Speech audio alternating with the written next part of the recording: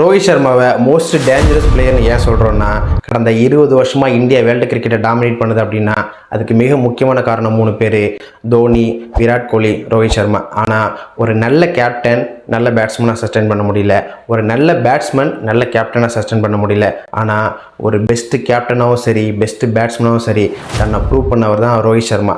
அவரோட பேட்டிங் பற்றி சொல்லணும் அப்படின்னா, மோஸ்ட் T20 சிக்ஸும் ரோஹித் சர்மா தான் 205 six, most ODI six Rohit Sharma தான் 357 சிக்ஸு, மோஸ்ட் இன்டர்நேஷ்னல் சிக்ஸும் ரோஹித் சர்மா தான் 650 சிக்ஸு. ஒரு பிளேயர் ஒரு வாட்டி டபுள் செஞ்சுரி அடிக்கிறது கஷ்டம், ஆனால் ஒரே பிளேயர் 3 வாட்டி டபுள் செஞ்சுரி அடிச்சு ரோஹித் சர்மா தான். அதுலேயும் இண்டிவிஜுவல் ஹை ஸ்கோராக இப்போ வரைக்கும் இருக்கிறது ரோஹித் சர்மா தான்.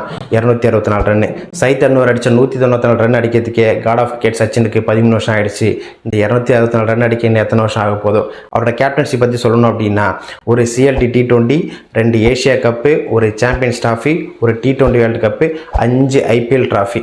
அதனால தான் சொல்கிறோம் Rohit Sharma most dangerous player அப்படின்னு. இன்றைக்கி ரோஹித் சர்மா 39வது பர்த்டே.